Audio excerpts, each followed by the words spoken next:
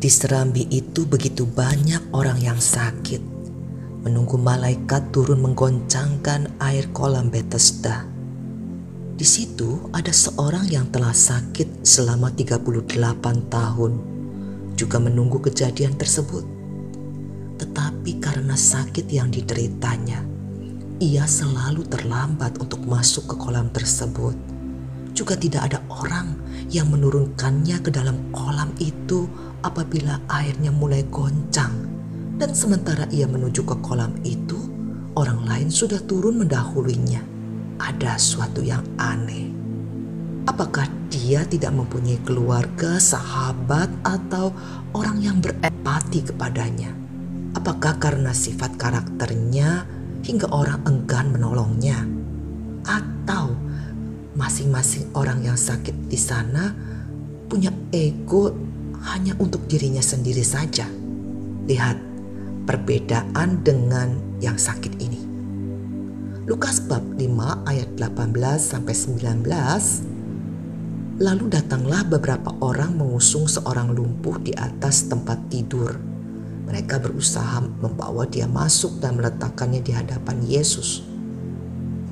Karena mereka tidak dapat membawanya masuk berhubung dengan banyaknya orang di situ, naiklah mereka ke atap rumah, lalu membongkar atap itu dan menurunkan orang itu dengan tempat tidurnya ke tengah-tengah orang banyak, tepat di depan Yesus. Luar biasa si sakit ini. Punya sahabat-sahabat yang setia dan mendukungnya untuk sembuh. Bahkan rela melakukan sesuatu yang ekstra agar ia dapat dijamah oleh Yesus. Kita lihat dua cerita yang berbeda walau sama-sama sakit.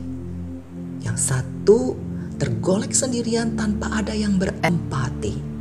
Yang kedua mempunyai sahabat yang sangat berempati pada saat ia sakit.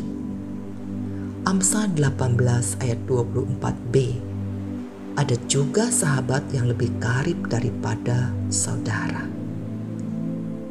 Dalam hidup ini, kita tidak bisa hidup sendirian.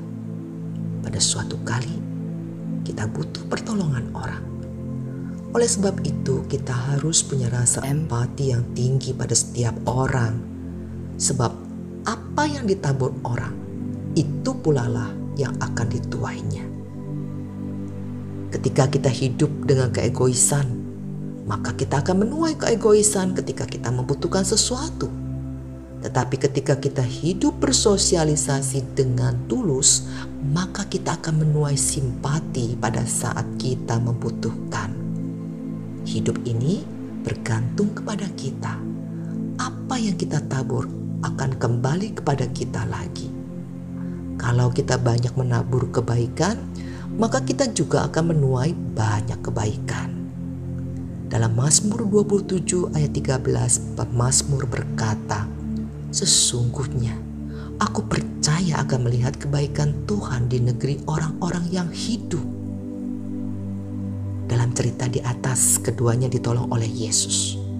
Cuma bedanya, yang mempunyai sahabat sejati mendapat pertolongan lebih cepat.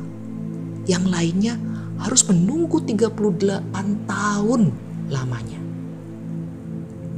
Saudara, kita dapat menarik pelajaran berharga di cerita ini. Mazmur 37 ayat 37 berkata, "Perhatikanlah orang yang tulus dan lihatlah kepada orang yang jujur. Sebab pada orang yang suka damai akan ada masa depan." Tulus dan jujurlah dalam membina suatu hubungan. Sebab pada orang yang suka damai selalu ada masa depan yang baik baginya. Amin.